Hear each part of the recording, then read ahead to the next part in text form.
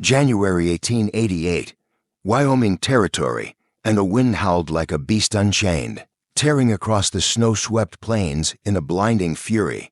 Abigail Hart, a widow of 32, stumbled through the blizzard, her wool coat crusted with ice, her dark eyes stinging as she gripped the handle of a battered trunk. Her wagon had shattered a wheel miles back, leaving her to trudge alone, her bonnet stiff with frost, her chestnut hair matted beneath it. She'd fled Nebraska's empty promises, chasing a teaching post in Laramie, but the storm mocked her. Resolve, each step was a battle, her boots soaked, her hands numb through threadbare gloves. "Not today, Lord," she whispered, her voice swallowed by the gale. Her knees buckled, and she sank into the snow, the trunk slipping from her grasp. Through the white curtain, a shadow stirred a rider, his horse a black silhouette cutting through the storm. He reined in, snow bursting around his boots as he dismounted with purpose. "Mum, you still with us?" His voice was steady, a lifeline in the chaos. Abigail blinked, her vision blurred, and saw a man kneeling before her, his face weathered but kind, brown eyes warm with quiet strength. Levi Kane, a rancher of 35, wore a cowhide duster, snow clinging to its shoulders, a gray wool scarf knotted at his throat.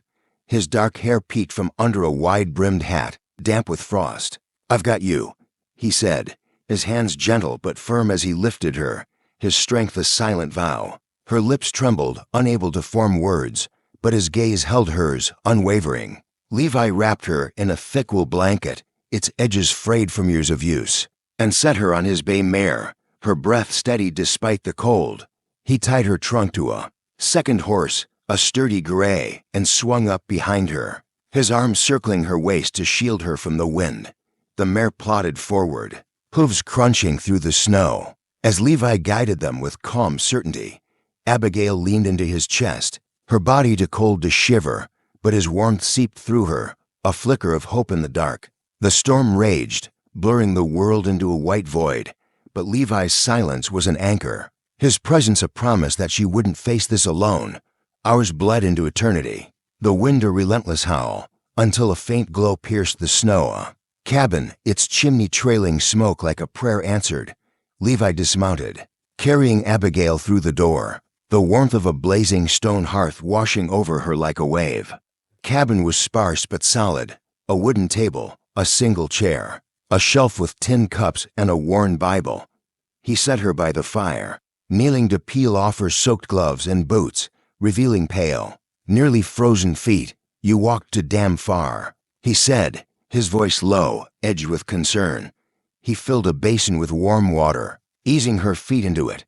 "Slow now, or it'll hurt worse." Abigail winced, then nodded, her dark eyes meeting his brown ones, gratitude unspoken but heavy. "I'm Abigail Hart," she whispered, clutching a tin mug of tea he handed her, steam curling in the air. "Thank you." Levi stoked the fire, embers crackling. "No one deserves to die out there." "I'm Levi Kane." He sat across from her, his duster hung by the door, revealing a faded blue flannel shirt. "Why were you alone in this?" She hesitated, her fingers tracing the mug's rim. "I'm headed to Laramie. A school needs a teacher. My husband, he died 2 years back. Nebraska had nothing left for me but ghosts." Levi's eyes softened, a flicker of shared loss passing between them. "Tough road for anyone," he said, "let alone a woman alone." Abigail's gaze drifted to a small carving on the mantel, a wooden star, rough but deliberate, its edges worn smooth. "Yours?" she asked. Levi shook his head, his voice quieter. "My sister's. She carved it before she passed, last winter, said it'd guide me home." The weight of his words settled in the room, mingling with the fire's warmth. Abigail understood loss too well. Her husband's laughter, silenced by fever, still echoed in her dreams. The cabin felt like a sanctuary, its walls holding back the storm's cruelty.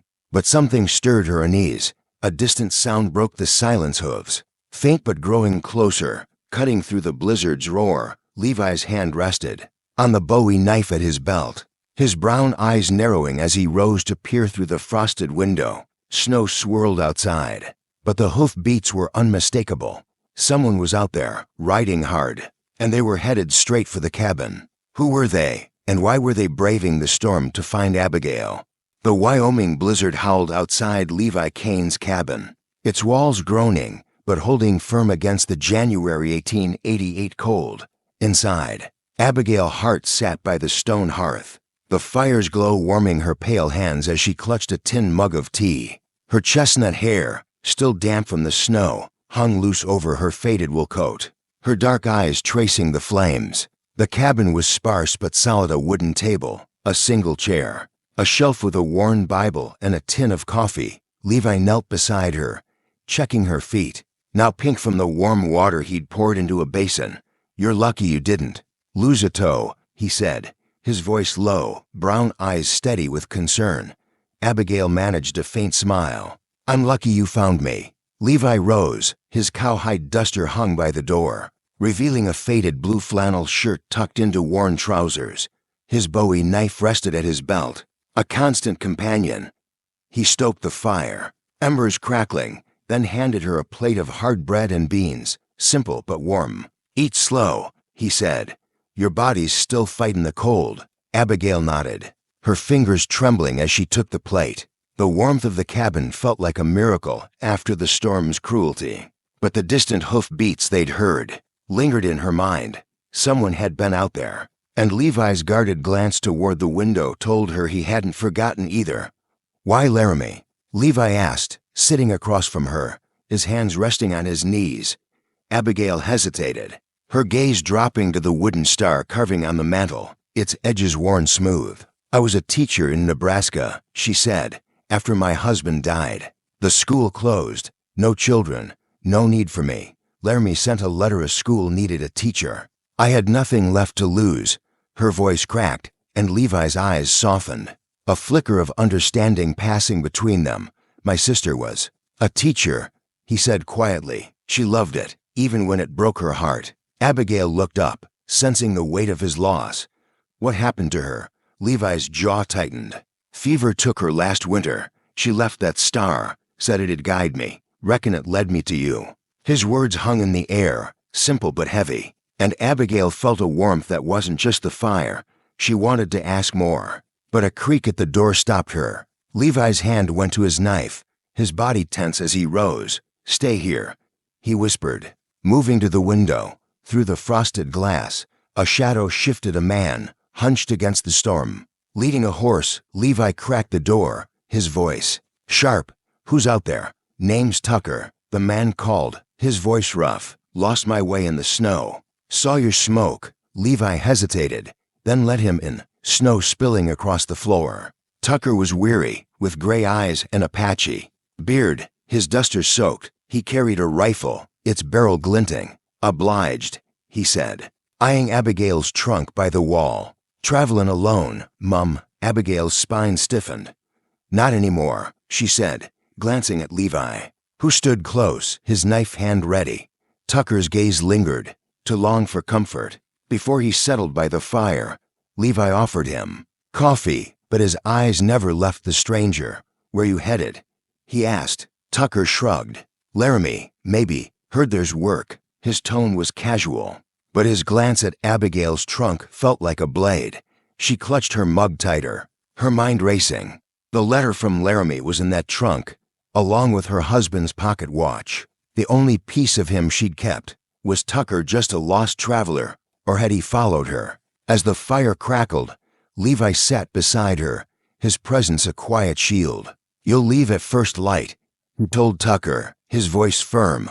That night, Levi gave Abigail his bed, a simple cot with a patched quilt, while he took the floor near the hearth, his knife within reach. Tucker slept by the door, his snores uneven. Abigail lay awake, the wooden star glinting in the firelight, her heart heavy with questions. Levi's kindness was a lifeline, but Tucker's presence felt like a storm brewing inside the cabin. As the wind howled outside, a faint clink sounded. Tucker's hand brushing her trunk in the dark. What was he after, and what secrets did Abigail's trunk hold? The Wyoming blizzard raged outside Levi Kane's cabin, its howl a relentless reminder of the January 1888 cold. Inside, the fire's glow cast flickering shadows across the wooden walls. bathing Abigail Hart in warmth as she sat on the cot. Her chestnut hair loose, dark eyes wary, her wool coat hung by the door, still damp, and her hands clutched the frayed wool blanket Levi had given her. The wooden star on the mantel gleamed faintly, a relic of Levi's sister, its presence a quiet comfort. Levi, 35, sat near the hearth, his brown eyes scanning the stranger, Tucker, who sprawled by the door, his patchy beard and gray eyes unreadable. Tucker's rifle leaned against the wall, too close for comfort, and his duster was streaked with snow. Abigail's gaze darted to her battered trunk, tucked in the corner, holding her husband's pocket watch and a letter from Laramie promising a teaching post. Tucker's late-night glance at it had set her nerves on edge. She caught Levi's eye, his hand resting on the Bowie knife at his belt, his faded blue flannel shirt taut across his shoulders. "You sleep," he whispered, nodding toward the cot. "I'll keep watch." His voice was steady, but the tension in his jaw betrayed his distrust. Abigail nodded, lying back, though sleep felt impossible with Tucker's uneven snores filling the room. By dawn, the storm had eased, the wind a low moan. Snow piled high against the frosted windows, but sunlight broke through, casting a golden haze. Levi rose, stoking the fire, and handed Abigail a tin plate of eggs and hard bread. "Eat," he said, his brown eyes soft but firm. Tucker stirred, stretching with a groan, his gray eyes flicking to the trunk again. "Mighty fine setup you got here, Kane," he said, his tone to casual. "You always takin' strays?" Levi's hand tightened on his knife. "Only those who don't mean trouble," he replied, his voice like iron. Abigail's heart raced. She stood, smoothing her skirt, and moved closer to Levi. "I'm headed to Laramie," she said, her voice steady despite the knot in her chest. "A school's waiting." Tucker smirked, sipping coffee. "Laramie's a long way for a widow alone." "What's in that trunk worth dragging through a storm?" Abigail's spine stiffened. "My business," she said, her dark eyes locked on his. Levi stepped between them, his presence a shield. "You've had your coffee, Tucker. Trail's clear. Time to move on." Tucker's smirk faded, but he didn't argue.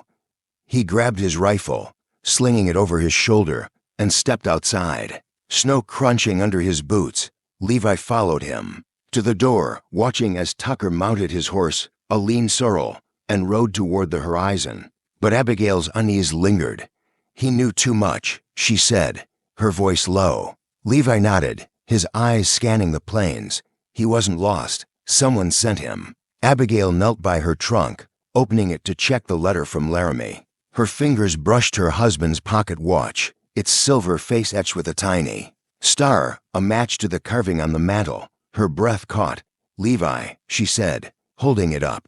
"This was my husband's. He carved stars, too, like your sister." Levi's eyes widened, a flicker of something deeper than surprise. "My sister knew a man in Nebraska," he said. "A teacher, like you. They wrote letters. Planned to meet here before she got sick." Abigail's heart pounded.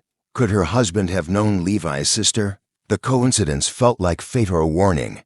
Levi moved to the shelf, pulling down a small bundle of letters tied with twine. "These were hers," he said, handing them to Abigail. The handwriting was faded, but the signature Thomas Hart was unmistakable. Her husband's. Her hands trembled as she read. "I'll bring my wife to Wyoming, Clara. We'll build a school together." Tears stung her eyes. Thomas had never told her about Clara, but his dream of a school now rested in her hands. Levi's voice was soft. He was combing for her. "For you." Before Abigail could respond, a sharp crack echoed outside, a gunshot, close and deliberate. Levi grabbed his rifle from the wall, his brown eyes sharp. "Stay low," he said, moving to the window. Through the frost, two riders approached, their faces hidden, but one wore a duster like Tucker's.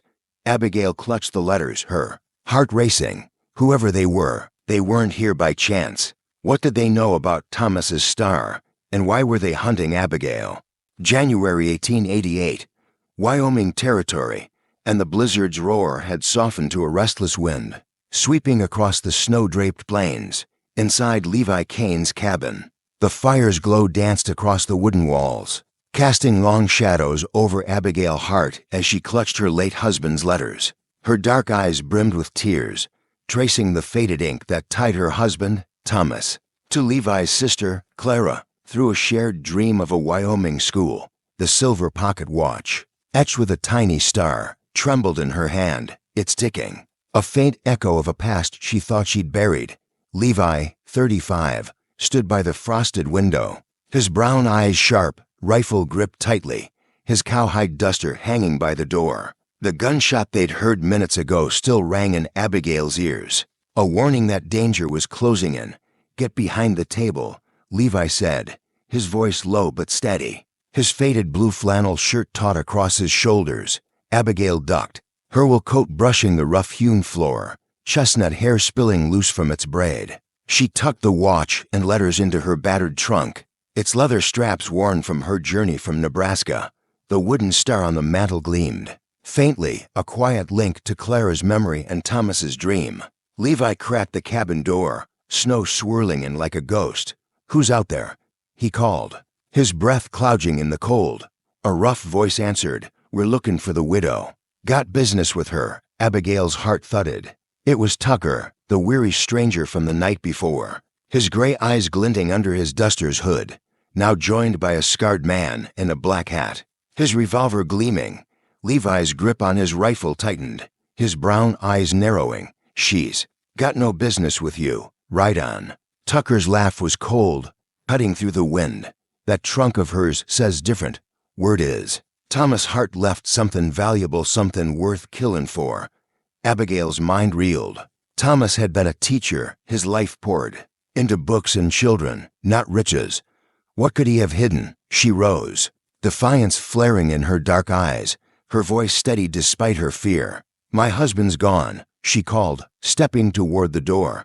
"Whatever you're after, it ain't here." The scarred man smirked, drawing his revolver, its barrel catching the pale sunlight. "We'll be the judge of that, widow." Levi fired a warning shot, the crack splitting the air, snow exploding at the riders' feet. Their horses reared, snorting, as Tucker and his companion froze. "Next one's for you," Levi said, his voice like forged iron. Tucker's smirk faded, his gray eyes flicking to his partner. "This ain't over, Kane," he spat, reining his sorrel horse back. They retreated into the plains, their dusters vanishing in the snow.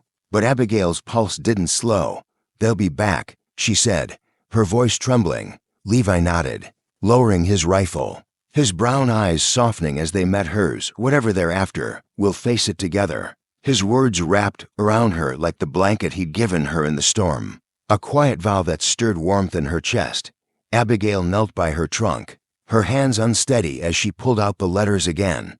One, tucked beneath the others, was unopened, sealed with wax, and addressed to her in Thomas's neat hand. She broke it open, her breath catching. "Abigail, my love," it read. "Clara and I planned a school in Wyoming, funded by a land deed I secured from a settler's claim. It's hidden where the star falls, in Laramie's old chapel. Keep it safe, it's for the children." A deed. Thomas had never spoken of land, but the star-etched watch seemed to hum with purpose. Levi read over her shoulder, his breath warm against her neck, his presence steady. "Clara mentioned a deed," he said, his voice low, "said it'd change lives. I thought it was just a dream." Abigail's eyes traced the letter's words, her heart heavy with Thomas's sacrifice. "He wanted a future for kids who had none," she said, "like we did." Levi's hand brushed hers, a fleeting touch that grounded her. "Then we'll find it," he said, "for them, for him." They moved quickly, packing her trunk and his saddlebag, tucking the wooden star from the mantle into her coat. As Levi saddled the horses, the bay mare and the gray, a faint jingle broke the silence. Spurs, not far off, hidden in the sagebrush. Levi's eyes darkened, his rifle ready. "They're circling back," he said, scanning the horizon. Abigail's resolve hardened as she mounted the mare, Levi's arm steadying her. "We need to get to Laramie," she said, clutching the letter. "That deed's Thomas's legacy and mine." They rode out, snow crunching under hooves, the cabin fading into the white expanse. But the jingle of spurs followed, relentless. And a shadow moved in the distance, a third rider, his face shrouded by a red scarf. Watching from a ridge, Levi's jaw tightened, his hand on his knife. The deed was out there, hidden where the star fell, but someone else was hunting it. And they were gaining ground. Who was this rider, and what secret did he hold about Thomas's star? The Wyoming plains stretched under a slate-gray sky, January 1888, the snow crunching beneath the hooves of Levi Kane's bay mare. As he and Abigail Hart rode toward Laramie, Abigail, 32, clung to the saddle, her chestnut hair braided tightly, dark eyes fierce with resolve, her wool coat dusted with frost. The battered trunk, tied to the gray horse, held her husband's star-etched pocket watch and the letter revealing a land deed. Hidden in Laramie's old chapel, Levi, 35, rode close, his cowhide duster flapping, brown eyes scanning the horizon for the third rider who'd trailed them from the cabin. His faded blue flannel shirt was taut, his Bowie knife and rifle ready, the jingle of spurs haunted. The trail, a relentless shadow in the sagebrush. They reached Laramie by dusk, the town's lanterns flickering against the cold. Smoke curled from chimneys, and the streets bustled with bundled townsfolk. Abigail's heart pounded as they approached. The old chapel, a weathered wooden structure with a sagging steeple, its windows boarded. "This is it," she whispered, clutching the letter. Levi tethered the horses, his hand brushing hers. "A quiet anchor, we'll find it," he said, his voice steady. They slipped inside, the air thick with dust and the scent of old pine. Moonlight filtered through cracked boards, illuminating a small altar, its surface carved with a faint star. Abigail's breath caught this was where Thomas's deed was hidden. She knelt, her fingers tracing the star, and pried loose a wooden panel, revealing a tin box. Inside was a folded deed, its edges yellowed, granting land for a school to Laramie's children, signed by Thomas Hart and Clara Kane. A bundle of banknotes enough to build a future lay beside it. Tears stung Abigail's eyes. "He wanted this for them," she said, her voice breaking. Levi's hand rested on her shoulder, his brown eyes soft. "For you, too." But before she could reply, a floorboard creaked behind them. Tucker and his scarred partner stood in the doorway, revolvers drawn, their dusters streaked with snow. "Hand it over, widow," Tucker growled, gray eyes glinting. "That deed's ours," Levi spun, rifle raised, shielding Abigail. "You're not taking it," he said, his voice like steel. Tucker laughed, cocking his revolver. "You don't know who's backing us." A third man stepped from the shadows, Reverend Amos Cole, Laramie's preacher. His black frock coat pristine, brown eyes cold. The plot twist hit like a thunderclap. Amos, trusted by the town, had hired Tucker to steal the deed, planning to sell the land for profit. "Thomas promised me a cut," Amos lied, his voice smooth. "He owed me." Abigail's heart sank. Thomas had trusted Amos, but the preacher's greed had betrayed him. Abigail stood, clutching the deed, her dark eyes blazing.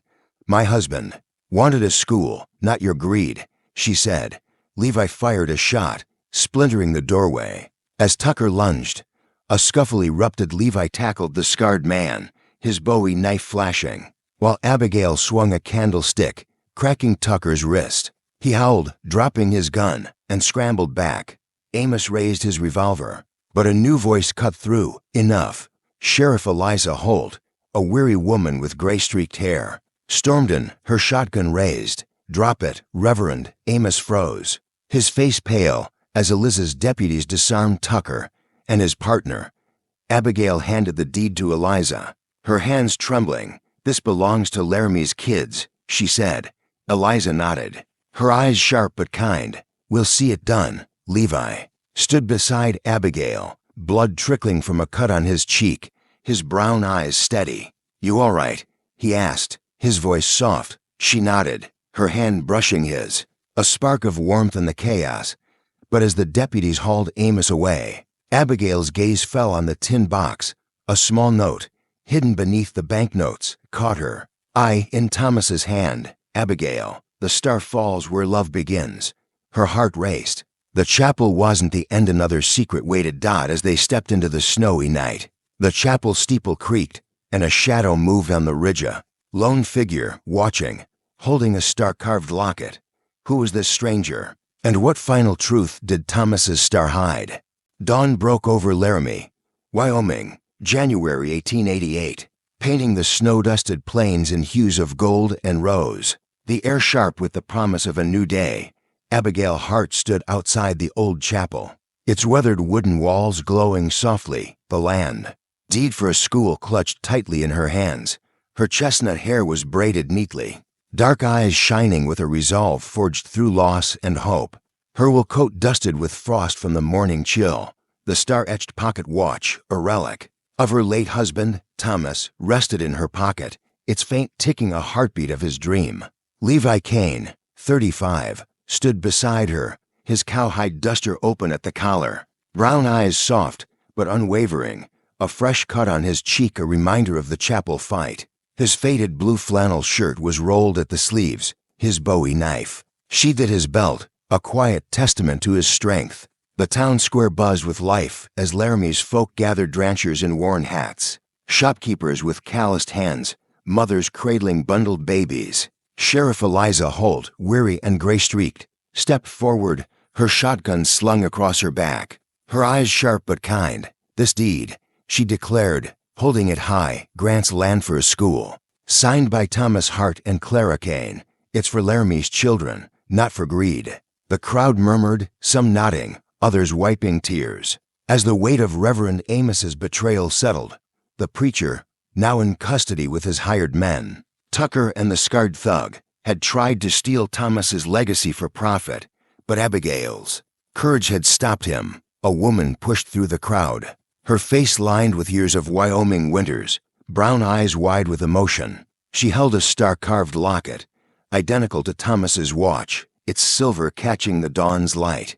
"I'm Martha Reed," she said, her voice trembling but clear. "Clara Kane was my cousin. Thomas sent me this locket years ago, said it marked the heart of their school." Abigail's breath caught, the final truth unfolding like a sunrise. Martha had been Thomas's confidant, entrusted to protect the deed if Abigail faltered. "He knew you'd come," Martha said, tears falling. "He wrote to me, said you'd carry his light to Laramie."